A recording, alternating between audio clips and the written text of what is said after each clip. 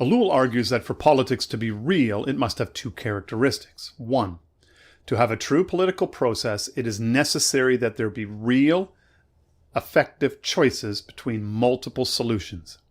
It is not necessary that the options be good proposals, but they must be real choices. These choices must encompass both ends and the means.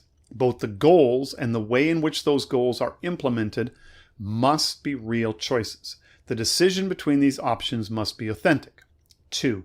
To render a political decision, the actual perception of time is necessary. Real political decisions involve establishing a goal, an end that can be realized at some point in the future. It also must involve determining the best means to achieve that future goal. For politics to exist, there must be effective control over this process. A political decision is the exercise of the will directed towards controlling the future. Politics arises out of a desire to conform the future to one's wishes. Ellul argues that both aspects of politics are disappearing in today's society. We no longer have real politics, but rather the appearance of politics, the illusion of politics.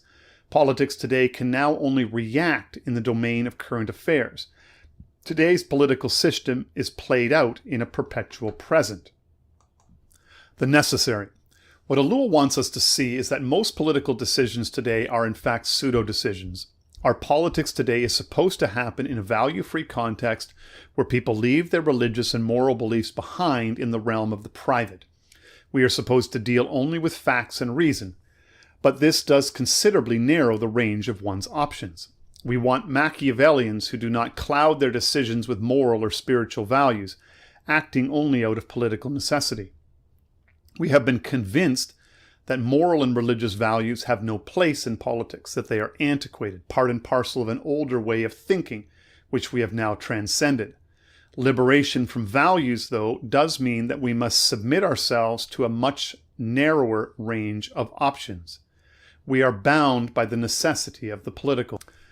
The individual is always ready to submit to necessity, as long as freedom's vocabulary is preserved, so that he can equate his servile obedience with the glorious exercise of free personal choice. This push towards a value-free politics trends us towards the elimination of real political choices. Without morality or religion to cloud our judgment or complicate our decisions, we can embrace the fake political choices that necessity thrusts upon us while maintaining the fiction that we are free. Anytime you hear a politician tell you that something must be done or that it is necessary that this policy be enacted, they are engaging in this sleight of hand. The decision has already been made, the ends have already been chosen. They will then tell us that we must decide on the means, but these have also already been chosen for us as well. Much of this necessity is driven by scale. The larger that any organization becomes, including the government, the state, the fewer its options become. Every time an organization increases in dimension and complexity, the rate of necessity increases and the possibility of choices and adaptation decline. What Ellul is getting at here is that the degree to which a state embraces the technical as both the ends and the means, the greater that all future ends and means will become technical in nature. Non-technical options become excluded. Once the state implements a bureaucratic solution, all problems soon become bureaucratic.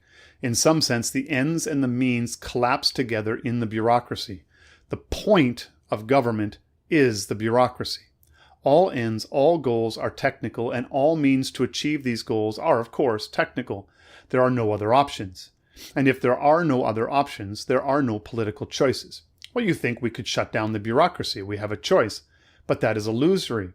The integration of nations into power blocks in the presence of enemies limits your options. Once you embrace the idea of the power and efficiency of the technical as a society, once you go down the path of the technological, all political decisions are decisions of technical power and efficiency.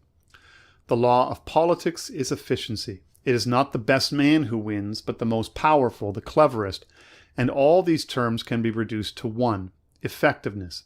What this means in practice is that if your enemy adopts industrialization, the technical, and the power of the technical administration, you must do so as well. The option to remain as a non-industrial society is not open to you if you wish to continue as a country. If your neighbor has tanks and guns rolling off the assembly line and you do not, you will soon be overrun by those same tanks.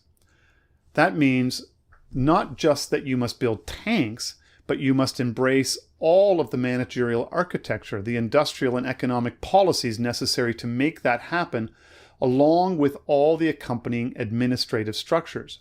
This is why most countries have some form of socialist safety net. This is why almost every country's COVID-19 policy looks somewhat similar to their neighbors. The drive of the technical is to standardize everything and harmonize everything into a single technical apparatus. The more technically integrated countries are in terms of industry and supply chain, the more that all policy will begin to look the same. The choices available to politicians today with regards to political problems depends upon the technicians and experts who have prepared for them the various options they could take. These are, of course, the same technicians and experts who will be tasked with implementing the very policies that they recommended to the politicians. All decisions that fundamentally affect the future of the nation are now in the domain of the technical.